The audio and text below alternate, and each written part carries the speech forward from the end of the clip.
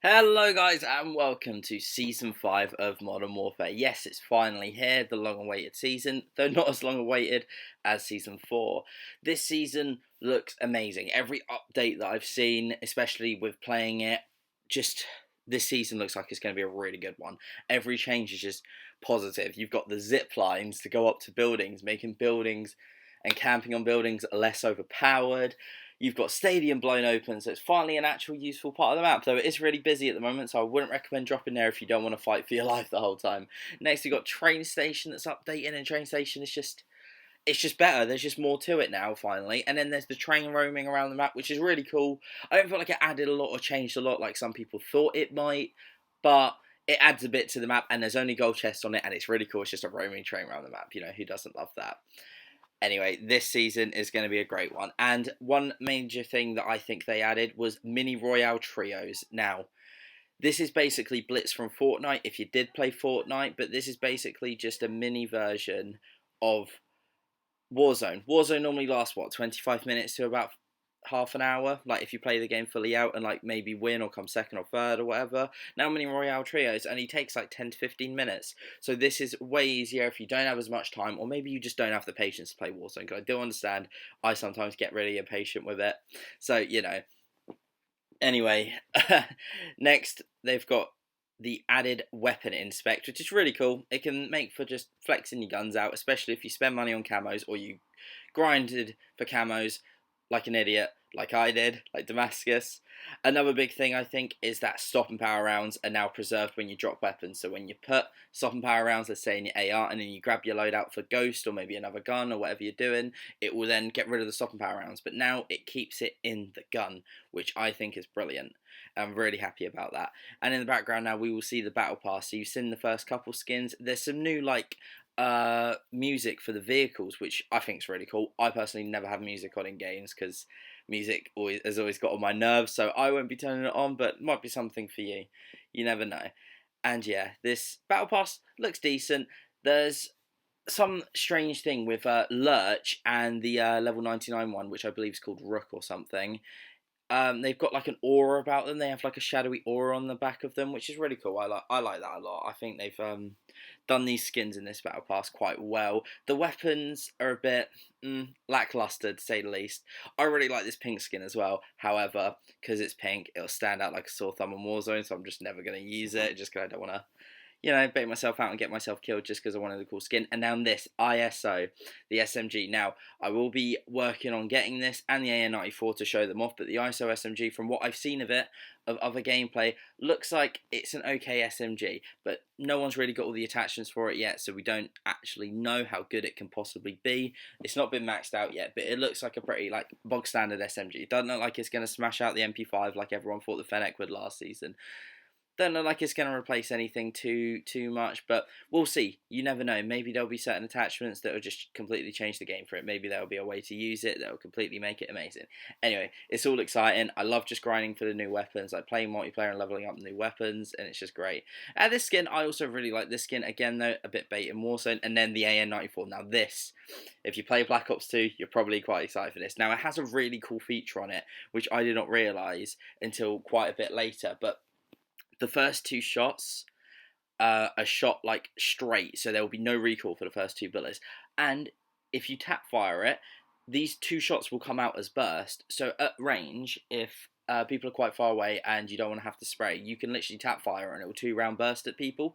It's basically, I compare it to like a FAMAS Growl hybrid, really, to be honest. Like, I know it's only a 2 burst, but like, only the 2 bullets going in a straight line, you can beam people pretty quickly, and then you're able to just fully auto it when you need to, which I think could be really good if you get used to that weapon for just using it in a bunch of different situations. I'm very excited to use that and actually test that out. Also, this black Tie Fair Car 98, really cool, nice and black, although if you grinded Obsidian for it, now it's a bit pointless.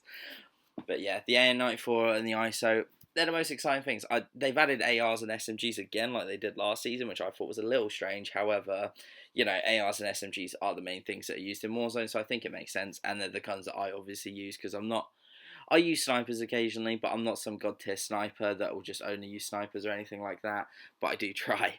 But yeah, I'm very excited for the AN94. The ISO, what I've seen of it, doesn't look the best, but that could change. That could easily change. You never know how good a gun can actually be until it's fully tested out.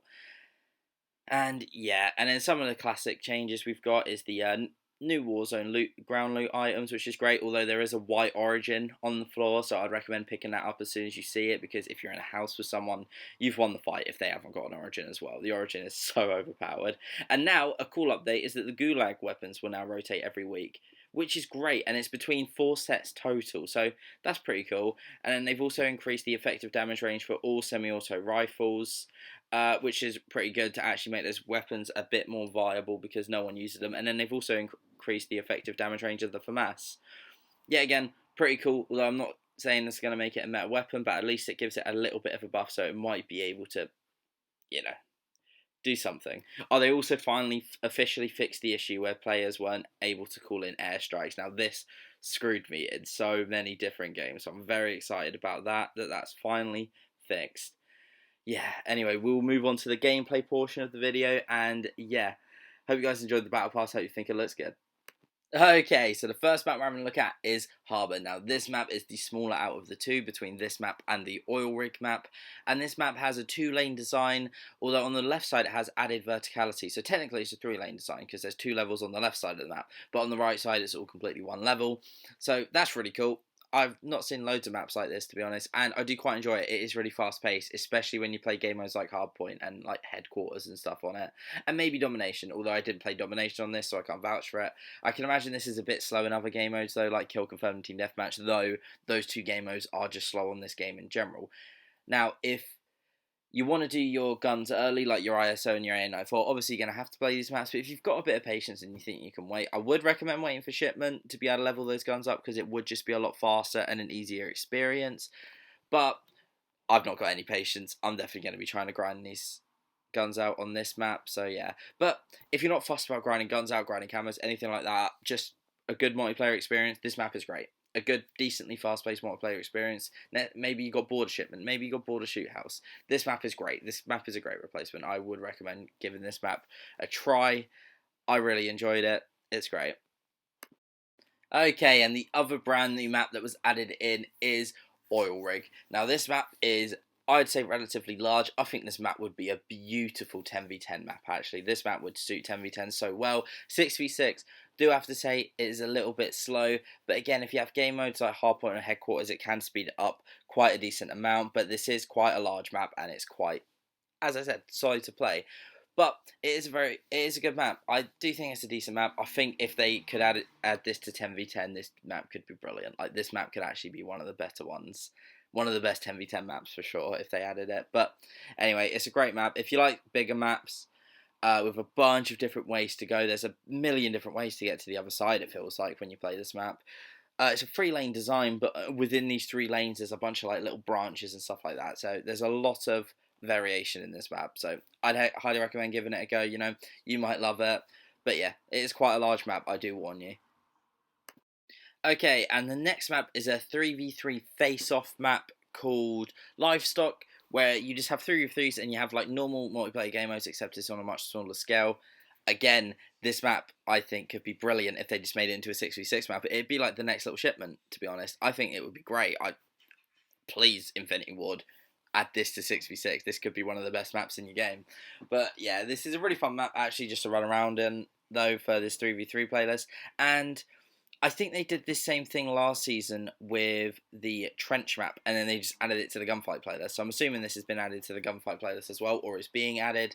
But yeah, this is a great map. I'd recommend giving it a little go. It's quite fun and short paced, especially if you have 2 friends to play it with as well, actually. It would be a lot of fun. But I'm praying that they add this to 6v6, because this would be a great map. I mean, I think it's even slightly bigger than Shipment, but this would be a great 6v6 map just for short, fast-paced fun. Brilliant.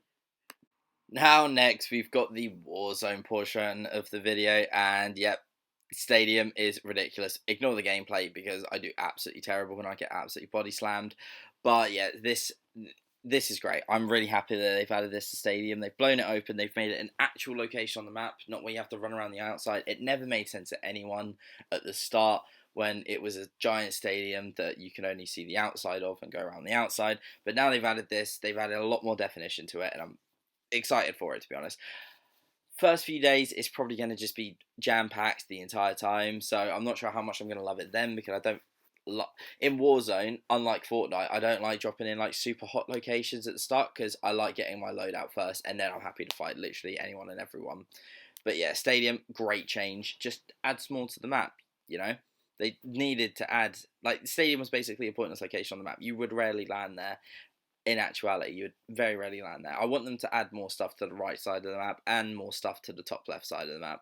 Although actually, I'd rather them destroy stuff like Dam. But hey, that's another topic. But yeah, this is a great change. And the next one is also train station, as you can now see in the gameplay. They've added an entire like section where it's, I suppose, like a train station with like a like shopping stuff inside it, I guess. But yeah, again, another great change, because train station, basically the majority of train station was just the roof, and then there was a few inside bits, but there was like barely any. So they finally added a portion of train station that actually made it into, like, you know, a train station, actually somewhere that you would go inside instead of just going on top, which is great. Adding more stuff to the map just for more options for places to go is amazing. Like, Stadium is now a place you could land in quads. You know, it was definitely not like that before. Train station is now a place you could probably land in quads. Yeah, I'd argue quads, to be honest. Yeah, so it's great. They need to add more stuff like this to the map, and just, you know, fill up like all like the pointless locations, because there is 150 players, and they have added 200 player quads before. And if they plan on, like, you know, adding 200 players again, or maybe upping it completely to 200 players, they definitely need to add and make the map a lot more dense in terms of loot. So changes like this are brilliant. I'm really happy about this, and I'm, you know, excited just to play this season. I'm gonna, you know, hold out until Stadium's a bit more cooler, and then actually see what it's like as a genuine location where you're not just, you know, not like basically Tilted Towers from Fortnite or Superstore in this game, actually, where you're just fighting the entire time and stuff like that. I would like to see how it actually is in terms of loot and everything. We'll see. Only time will tell. But yeah, anyway, guys, we'll move on to the final portion of the video. Now we're in the final part of the video, and now this is my absolute favourite change that they've added. Thank you so much, Infinity Ward. This is phenomenal. They've added zip lines to the side of buildings, and not just a few. They've added it to so many buildings. They've added it to like the Twin Towers, like quite near Superstore. If you have any idea where that is, the two towers that are like the exact same, and you can literally zip line up them. And oh, this is gonna make it's so much better. I'm so excited for this. This has already been a lot of fun just to use these zip lines, and that it saves time. It makes camping on buildings so much less overpowered. It's brilliant. This is the best change I think they've ever added to this game. This is phenomenal. Anyway, guys, I really hope you enjoyed the video, and if you did, please like and subscribe. That would be brilliant. Thank you so much.